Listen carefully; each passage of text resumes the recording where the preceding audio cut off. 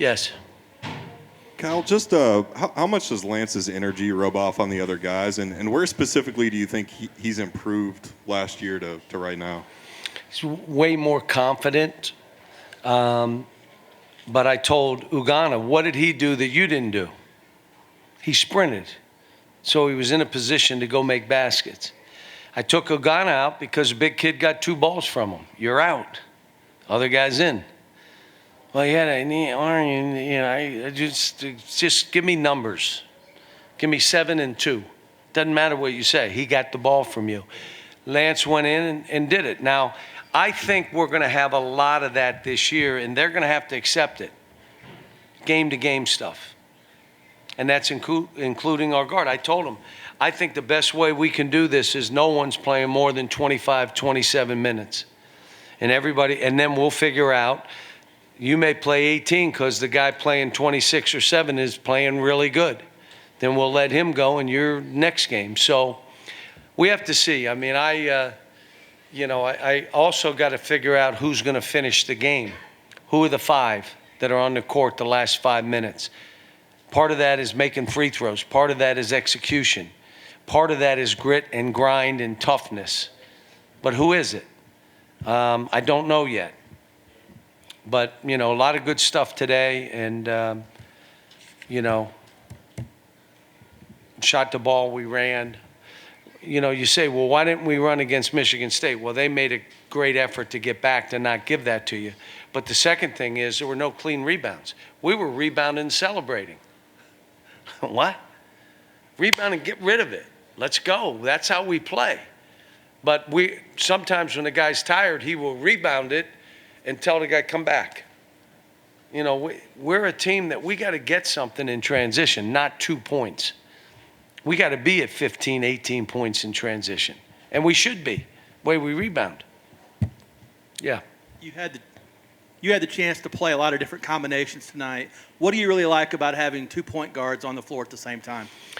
Well, and Antonio's played some point for us too, so you really could have 3 at one time. But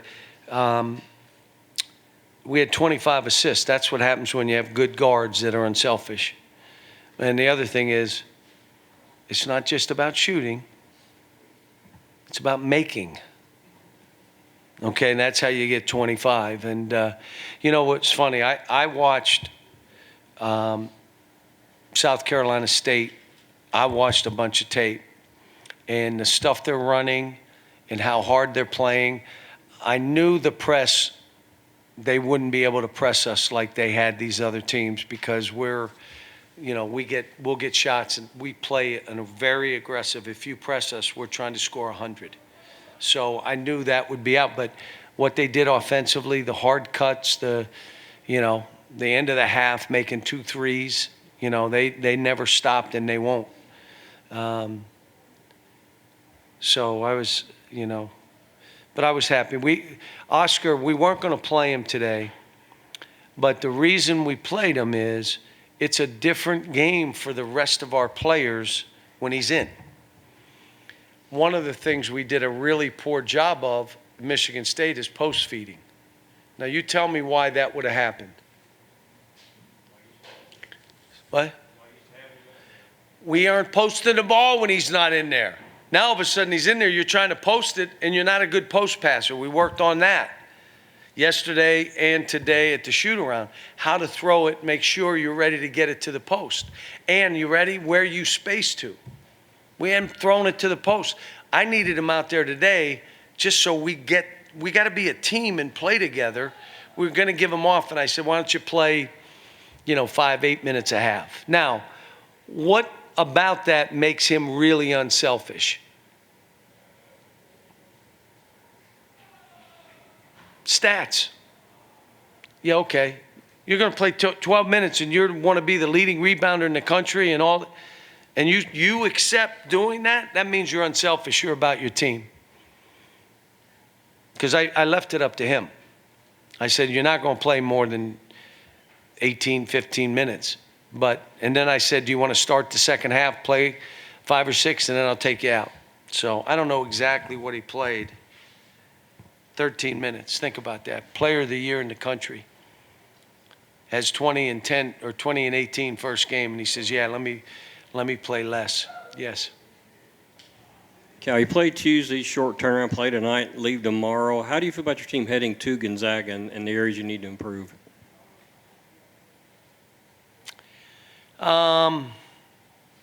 What I told them, you know, I want your mentality to be, and I've done this before, your mentality is, we beat Michigan State. Where would you be feeling right now? An out-of-bounds play, a free throw, a missed shot here, late game not executing, but all that stuff, we didn't play great. Still should have won, could have won. I give credit to Michigan State. Tom Izzo's a great friend. But I want them to have the mentality, you played well enough to win that game. Let's say you won it. How would you feel going to Spokane right now? Because half of this is the mentality. We needed to make shots today. You know, we made only how many threes up there? Today we made shots. We only took 24, but we made shots. And you need that going into that game. But there's going to be a lot of, you know, they're going to be a lion right now because they just lost at Texas. So this will be a hard game for us to win. This is the great thing about November, trying to learn about your team. And I still am learning about my team. But I like the group. I liked them after Michigan State. Missed some shots, did some stuff, had some script. We hadn't practiced together.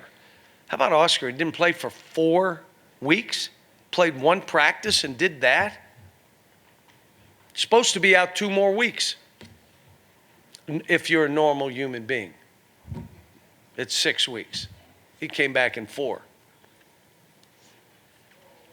Yes. John, we're pretty high up, so I can't really tell, but is this team talking to each other enough? How are they vocal-wise, and who are the They are, talkers? but you have guys like Adu who doesn't.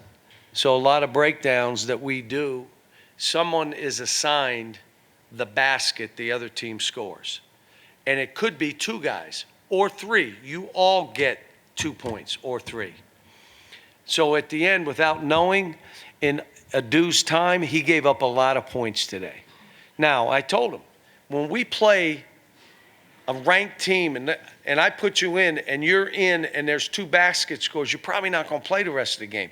So these kind of games, you got to talk. But he's a young freshman. Chris Livingston, exactly the same. They're young. Now they're trying, but it takes time. It takes experience. I was happy with Chris today. Driving the ball, making a shot. He started a little shaky, like he was up in Michigan State. He was shaky. But we need his toughness. I put the challenge to both Jacob and Damian. We need offensive rebounds. If you're not getting them, you're going with one hand. I'm taking you out, and I'm playing Damian. I don't care the other stuff. Rebound the ball. Jacob had 9 rebounds today. I'm looking at Damian. You better get blocks. If you don't get blocks, I'm not playing you. I'll play Chris at 4. I'm holding them accountable. Wait a minute. To things they can do. I'm not asking them to do things outside of the realm of what they are.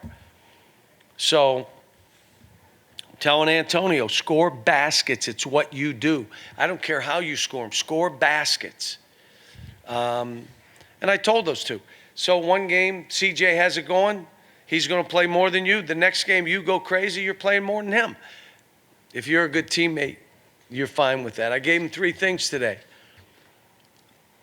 You want to be a great teammate, you're humble, you have humility. Here's what that means. I can be part of the problem. We had one guy after that game say, show me the tape of my errors and my breakdowns. I want to see one. Why didn't I have a whole team? Were you looking like it was somebody else? Humility. Take responsibility and be a part of what went wrong. Accept responsibility and say, it's on me. I try to teach them that in what I'm saying. I think what they do is look at it and say, yeah, you're right, it was you. Can't. Second thing is, you ready? You got to be hungry. You got to be hungry. Want to be coached. If you have an answer every time we're coaching you, how can you be a good teammate? What's your work ethic? That's being hungry. And the last thing is just being smart, not book smart. Could be both. But knowing what's important for this team and what isn't important. Well, I got to do this. Is that important for the team? No, but I got to do this. No, what do you need to do for this team? What's important? That's being smart.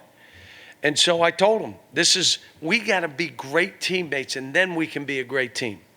We got pieces, but if you're not great teammates, you're not going to be a great team. Not happening. Done this a long time. We're teaching kind hearts. You know the stuff we do. We're teaching servant leadership. Yes, that's part of being a great teammate, being that mentality. You know, Severe today, 10 assists. I mean, we're passing the ball to each other. So it was a good win, you know, and we got this one, we got the next one, and we got another one Wednesday. And then I think we leave for London. When? What's that? The following week? Michigan only won by 40 last night.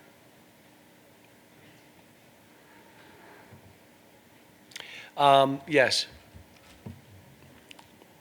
Looking at the game on Sunday, obviously Oscar, Player of the Year last year, back this year, Drew Timme, first-team All-American as well.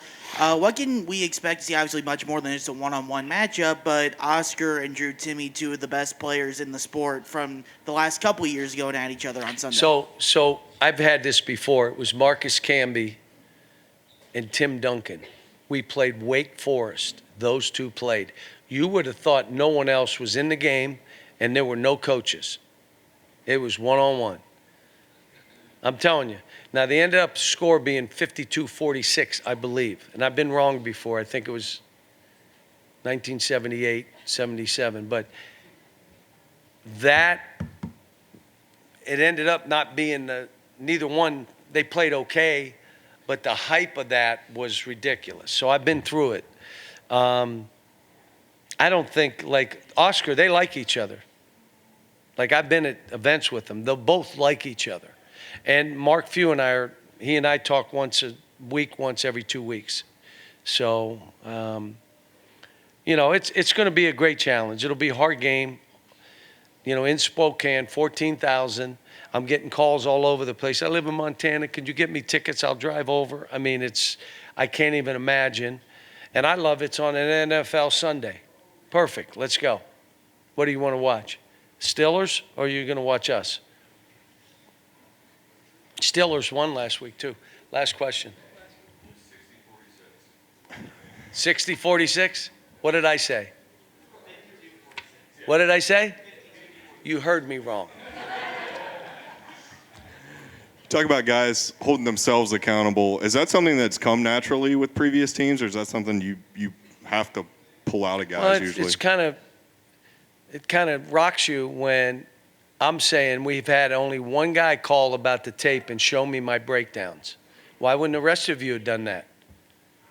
So are you saying, well, I had individual meetings with each. How do you think you played? My second question, how can I help you?